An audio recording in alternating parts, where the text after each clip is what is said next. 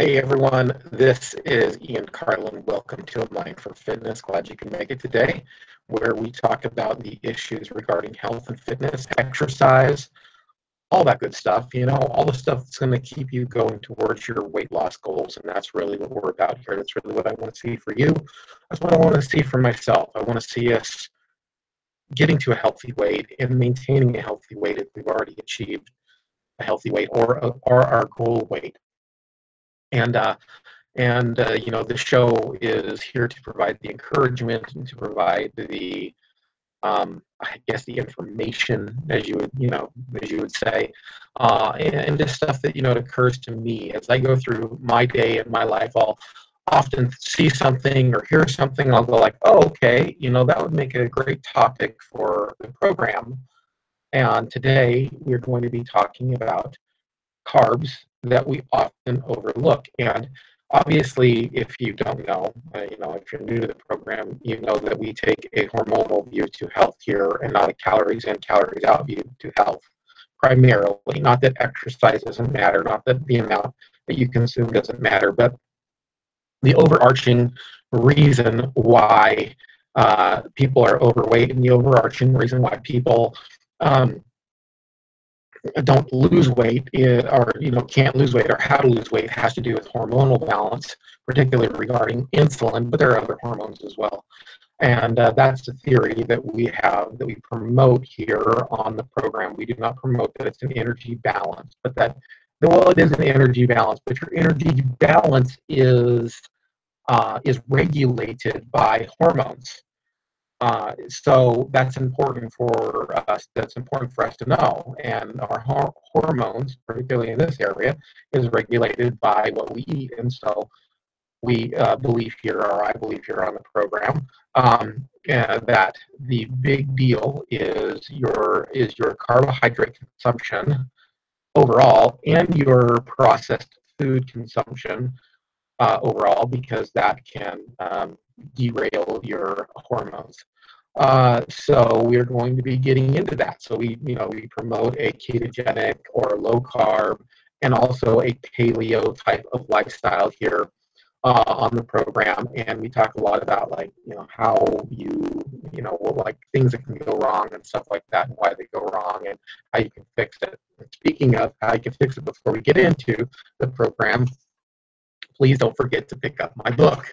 It's Diet Sins: Why Your Diet is Failing and What You Can Do to Fix It. And this obviously isn't the book. If you're a patron of the program, this is just a sheet of paper. And if you're listening, I'm holding up a sheet of paper. And if you're listening, you know what? Do me a favor, go over to YouTube and subscribe to my channel. I don't really do much other than just I have these videos recorded there, but it would mean a lot to me, because I know I get a considerable amount of downloads on audio, but then I don't have too many downloads on video, and I'd like to up my YouTube cred. But basically what I'm doing here is I'm holding a picture of the cover of my book, and the reason why it's just a picture of the cover of my book is because it's an ebook, and you can get it on Amazon. And it's really one of the only ways. It's really actually the only way you can really support the program is by the books that I have. I've got 2 books up there, and that's that one, and then the other one is Fasting to Break Your Plateau: A Basic Guide to Intermittent Fasting. And so if you buy those books, you help us support the program here, and they're free. So you don't even have to buy them. If you're an Amazon Prime member, they're free. They're free. And I wanted to do that because I wanted to make the content as free as possible. I would rather see 1 million people download it for free than 100 people download it for whatever, $10.99. However, I do have to say that it's $2.99 if you're not an Amazon Prime user. But I tried to make it as free as possible. And we actually even went through that book here on the program the series is called What's Wrong with Your Diet, or Why Your Diet's Failing, What You Can Do to Fix It. And you can go back and listen to those episodes free. It's the complete book. I don't read it, but I just kind of talk about each chapter. each chapter in the book, except one. There's one chapter in the book that didn't make it onto the broadcast. So go and pick that up. So you got to get your hormones under control. You got to get your hormones under check. You've said, and you've looked at the research, you've tried, calories in, calories out, and it just hasn't been working for you. It's been horrible for you. It's been really bad. You starve yourself, and then you binge, and you gain weight, and you gain a little bit of weight, and you lose a little bit of weight, and you gain more, and you finally decided, hey, I would like to try this either ketogenic diet or just a regular low carb diet or an incidentally low carb diet like paleo is, and just live life in a different way. And you are doing it, and you're doing great. And then what happens is you hit a plateau, and you might not know what's wrong. And this is not something I covered in this book, but I kind of wanted to talk about it because it's something that I've seen in my life, and in just watching people eat and watching what they eat and watching people attempt a low carb diet and watching myself fail at certain points or getting stuck at certain points. And I've noticed that there are carbs that we tend to either overlook or we tend to think are free carbs, or they don't count for some reason, or we don't count them in our daily ratio. And so I wanted to talk about those today. And some of them I've already mentioned on the program, but it's packaging a little bit differently here. So we're going to be talking about it in a little bit different of a light. So what's the first major carbohydrate oversight that I see people making a mistake with all the time? Now, I'll tell you, and that is, it's fruit. Okay? It's fruit. I see people over-consuming fruit on a low-carb diet, and then wondering why their low-carb diet isn't working. Fruit, folks, is not a free food. It is not. Now, if you want to add fruit to your diet as part of your carbohydrate diet or your low carbohydrate diet, that's fine. Particularly if you like you're on a quick start or you're on an induction phase and you're not allowed to go over 25 carbs a day, and you want that 25 carbs to come from a piece of fruit. That's cool. That's all you go with that. You go in with that. That's awesome. On my diet, though, on the diet that I recommend to my clients, nothing sweet actually passes your mouth for 2 weeks. Okay, so you have to really watch it. So in my induction, you really have to stay away from fruit for 2 weeks.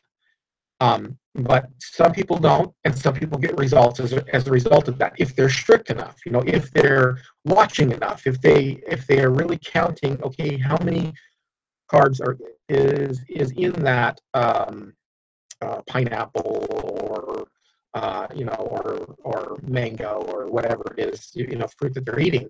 And if they watch it and they really concentrate and they count it, they can have success on it. You can lose weight.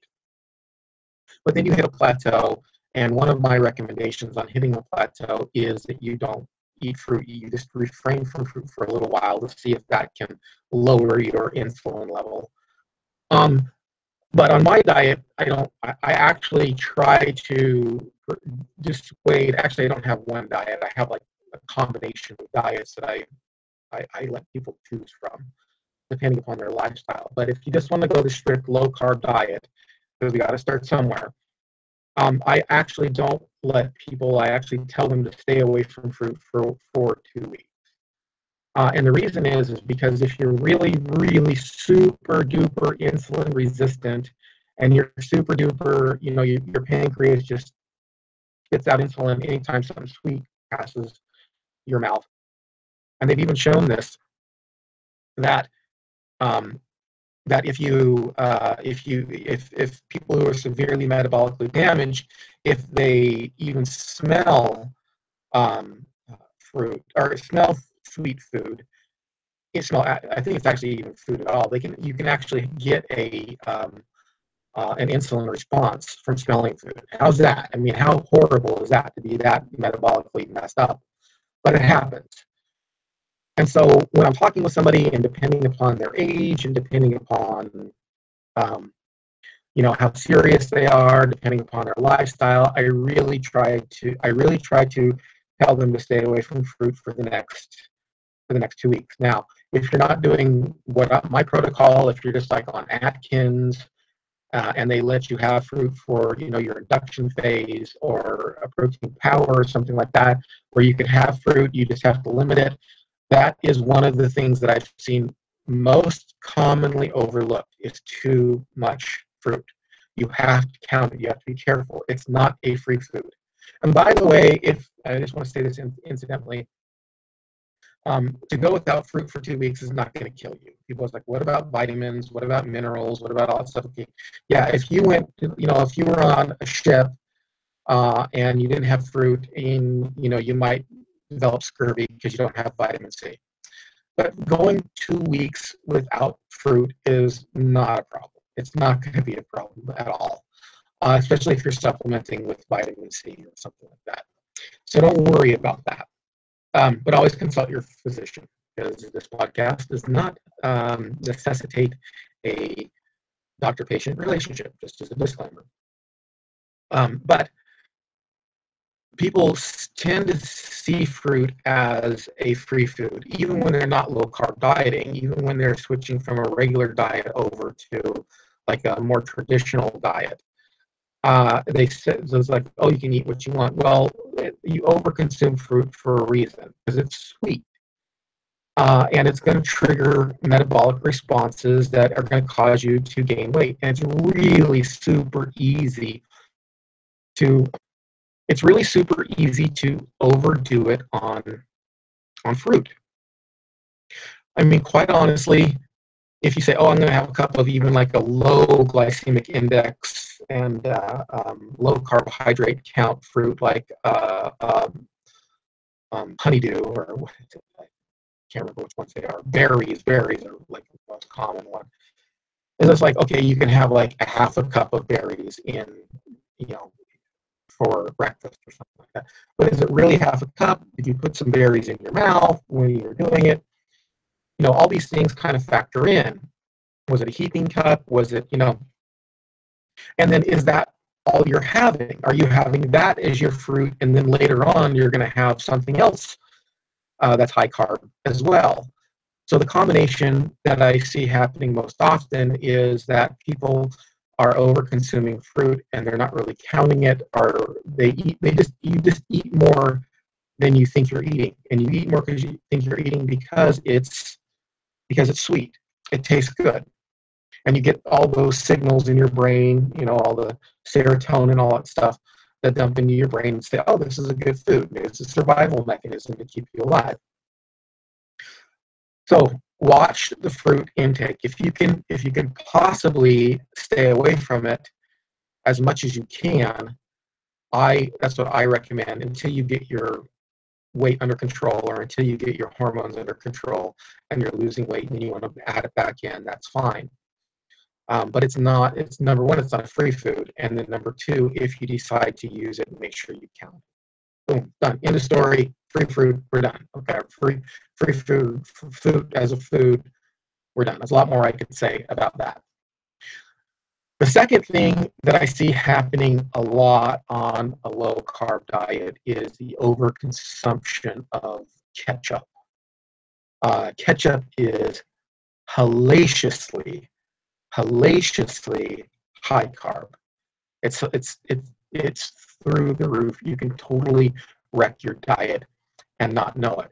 And what I see is people, attempting to be good, really attempting to put forth their best effort at getting their weight under control, and they'll go to a place and they'll take, like a burger place, and they'll take the bun off, and then but they'll have ketchup with it, and it is so easy to eat ketchup or tell them not to have ketchup. Now, I recommend you don't have ketchup and you don't have mayonnaise either.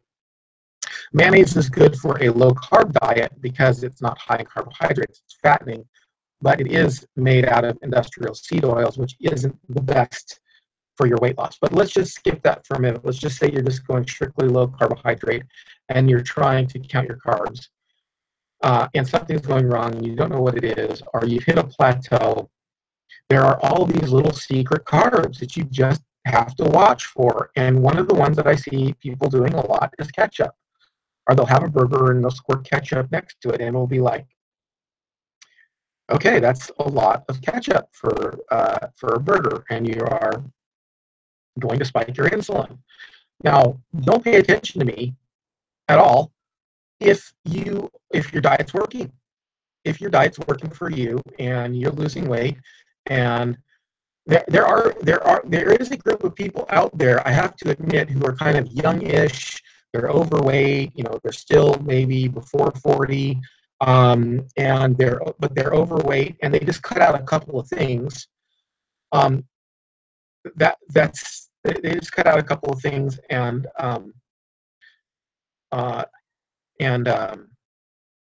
they're fine. They're great with it. They lose weight, and they can lose weight for a really long time. But there are other people who are, they've damaged their body for years and years and years and years, and they go on a low carb diet and it doesn't work. And it's just something that I've seen happen in my own life and in people who I know. So they it doesn't work for them. So if what you're doing works for you, then don't pay attention to me. But if it's not working, maybe you ought to pay attention. Okay, maybe you ought to listen and think, okay, I'm having this burger, or I'm having the lettuce wrap. I really like ketchup, but ketchup is basically sugar, and it's one of the worst kinds of sugars too. It's high fructose corn syrup. And if you want to go ahead and get yourself a low carb ketchup, that's terrific. That's great. But count it. You have to count it. It's not a free food, especially on your induction. And I see people all the time thinking that low carb means no carb. And then they'll have a low carb ketchup, and then a low carb dessert, and a low carb this, and a low carb that, and it adds up. It will add up. It will spike your insulin, and it will shut down your fat loss progress. So that's one that I see a lot, because a lot of times people they think they're doing themselves a favor by leaving the bun off, and they are. Okay, it's better for you. You're going to be healthier, but you might not lose weight. And then keep the ketchup, and then wonder why it's not going. Wonder why the problem is continuing. Okay. Some of the other ones that I've seen that are, let me just say this. There are ones that are, those are two that are kind of like at the top end that I see people like missing a lot and not really considering it as part of their diet. And then there are other ones where you can go overboard. It's easy to go overboard, or it's easier to go overboard, but not quite as easy as those ones. So let me just put a couple of these out there for you. And one would be nuts and cheese. Okay, so nuts and cheese, they're great. And you generally, let me just say generally, you can eat these with no problem at all, particularly if you're hungry. Now, I had a problem with nuts stopping my weight loss progress because I was consuming them way too much. And they're another one of those items that are not low carb. I mean, that are not no carb. They're lower carb, and most of them are fine and healthy for you and have a high fat content to them. But you have to count them. Okay, you have to make sure that you're not exceeding your carbohydrate count. Now, I do have to say that it's pretty hard to not count them, and you should eat until you're full. You shouldn't stuff yourself, but you should eat till you're full, and you should eat when you're hungry or when you have true hunger, not just necessarily psychological hunger, but if you have true hunger, you should eat. You should eat. But what happened to me was I was using them to snack. And I used to go out of this door, which is my office, and right by the kitchen, and there was like a pile of nuts there. Now it used to be there actually still some candy there, but they used to be like a pile of Skittles. And back when I was overweight, I would come in and out of my office, and every time I'd go back there, I'd take a pile of Skittles and I would put those in my mouth, or a little chocolate bar or something like that. And I go in and out. And I do that several times a day. That's no good. So what happened with me was I got on a low carb diet and I lost a bunch of weight, and I stalled out on it, and we replaced the Skittles with and the candy with nuts, which is a much healthier option. But I still wasn't eating them when I was hungry. I was eating them when I wanted to. I was eating them when I wanted to. I would just walk back and forth, and it was just a habit. But instead of putting Skittles in my mouth, I put a handful of nuts in my mouth, which is incredibly better. And I did lose a bunch of weight just doing that. But there came a point where I was just like, what's going on here? How come I'm not losing weight as much anymore? What happened? And I realized that I was just eating when I wasn't hungry. Even though it was a low carb food, I was still eating when I wasn't hungry.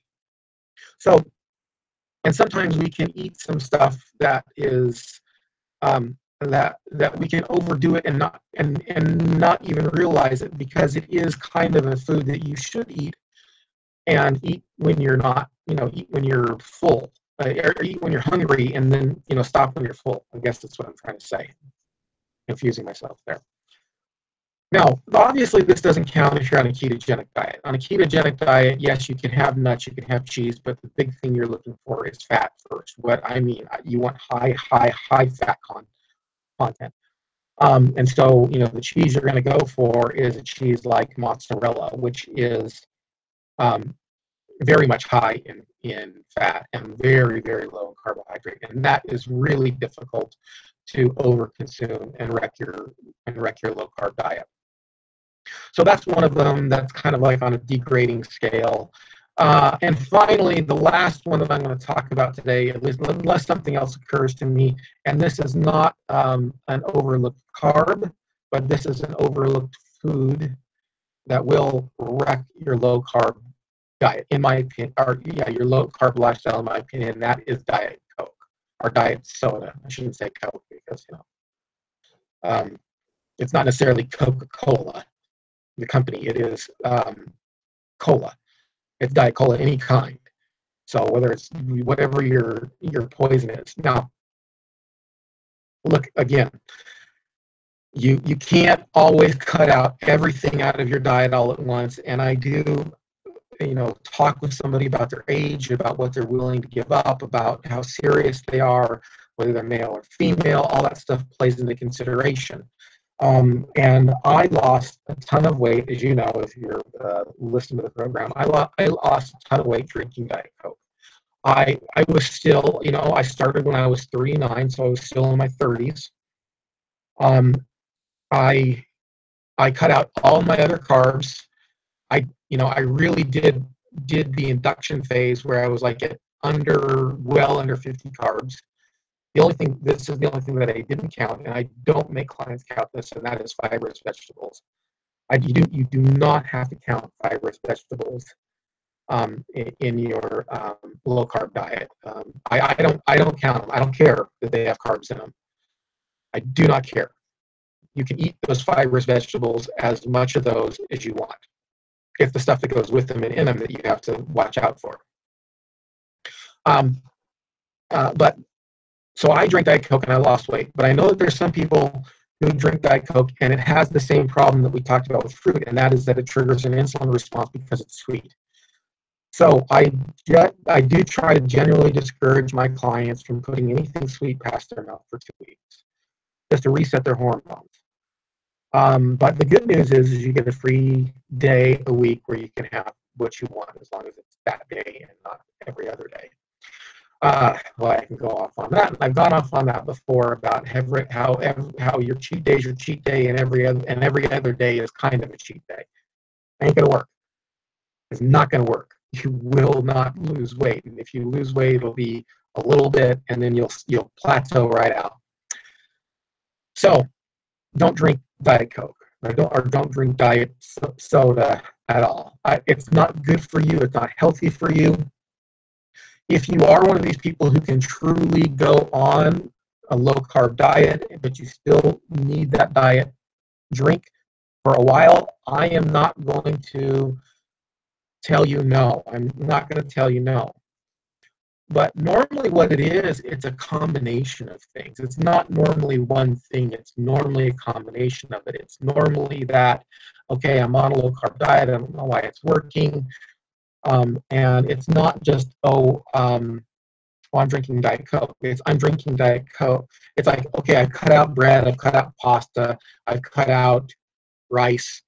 Of course, it's a resistant starch now, but when I was learning it, it was not good. Okay, I've cut out all the major stuff. I'm eating meat, I'm eating salad. And it's normally like, oh, but I'm also having, a little too much fruit and diet soda, or I'm, having a little too many low carb foods. And it's normally not one problem that you're overlooking. It's like a series of problems that add up to a big problem. And that's what happens. It adds up to a big problem. And we tend to look at our lives as one meal at a time. It's just like you can look at this meal and you can say, look, I'm well below my carb count on this meal. I'm not doing anything wrong on this meal. But then you look at your carb count on the next meal, and does it add together? You have to consider that it might not be this one meal or this one item. Oh, I can have a handful of nuts. That's fine. But then, and that's no problem. But then my next meal, I'm having my meat and my salad and fruit. And then my next meal, I'm having, it's normal. I'm having a Diet Coke at the end of it because I just have to have at least one Diet Coke a day or one Diet Soda a day. So it's normally a combination of things that we overlook. It's not one thing that we're overlooking. Oh, I also did want to say, too, that the other thing that I see happening a lot, and that I did a lot, and that was ranch dressing. Okay, so love ranch dressing, and it's a whole heck of a lot better than ketchup. Believe me, I was never a ketchup fan in the first place, so ketchup really doesn't bug me, although I do like fry sauce. So you take that ketchup and you mix it with a bit of mayonnaise and put a little squirt of mustard in there, and it's to die for. Um, so let me say I said Diet Coke or Diet Soda was going to be my third, unless something came to me, and this is what came to me, and that's ranch dressing.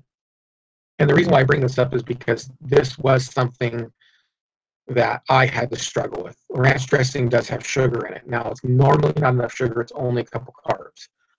But it does have, a lot of them do have MSG in it. And so you have to be kind of careful about that. And sometimes it's easy to overconsume, especially if you're having that every day. So, and believe me, you take celery, and you can eat a lot of ranch dressing. I've done it. Now again, going back to the other things that I've made an analogy to. At the very beginning of my weight loss journey, I lost some weight, still eating carbs, probably even over-consuming some of them unknowingly. So, ranch dressing, I would just eat, I would eat kind of liberally. And it's still a lot better. And I lost weight, but then there came a point where I plateaued out, and I had to wonder why. Ranch dressing was really kind of one of the last ones to go. Now, it's not to say that you can't have that now and again or whatever. You might not choose to ever have it again, because of industrial seed oils and whatever, you're into. I still have ranch dressing from time to time, not as often anymore. But what I do now is I just use heavy cream, not heavy cream, sour cream. I use organic sour cream, and I just you know, put oh wow, what's the word I'm looking for? Garlic and salt and pepper in it and stir it up. And I put that on my salad if I want something creamy on my salad. But that happens, that's one of my own personal things that happen because I love ranch dressing, and I found out that it's only like two 2 grams of carbs for a serving of it, which is, was like 2 tablespoons. So it's basically like 1 gram per tablespoon. And I would just load my salad up with 4 or 5 grams, 4 or 5 tablespoons of ranch. Because who can have a salad without ranch, right? I mean, you can't. And it's difficult. So it's one of those things you have to consider. It's part of your overall issues. Part of the overall what you're overlooking, is that factor into it. And if you are not losing weight, or if you stop losing weight, I have found in my experience that these are the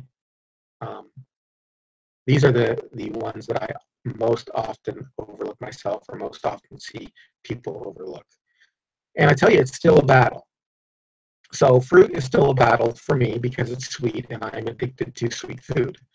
So it's very difficult for me to stay away from fruit. And so, and it's not as big a problem for me to stay away from ketchup because I don't like ketchup. It's not that good. I don't really favor it. It's easy for me to overconsume nuts and cheese, and I don't really have too much of a problem with diet sodas anymore, but I did in the past. And it's just a process that you go through. You start in one place, and then you start stripping out that which is unhealthy for you. But at the same time, I got to say, it's got to be worth it for you. None of this is going to matter. All the technical aspects of what goes into your diet is not going to matter if you're not straight upstairs. If you don't have a big enough reason why, okay? If you don't have a big enough reason why you want to be in a healthy weight, none of this is going to matter. And that's a lot of what we talk about here on the program. So get that in your brain as well. All right, I am done for today. I hope this helped. If it did and you liked it, please subscribe, please share. Please go to our Facebook page and Mind for Fitness, Facebook, Facebook.com/Mind for Fitness. We're on Twitter as well, at Mind for Fitness. I really don't do much on Twitter. I post on Facebook quite a bit. I'm also on Instagram at Mind for Fitness. It's a private account, but quite honestly, if you send me a request, because I also post a lot of like personal pictures there as well. It's not just a Mind for Fitness. It's really just like my life and my struggles in pictures. But if you go there and you ask me to confirm you, I more than likely will. So if you want to see me on there, please do that. And thank you. Until we meet again, please keep your mind on fitness.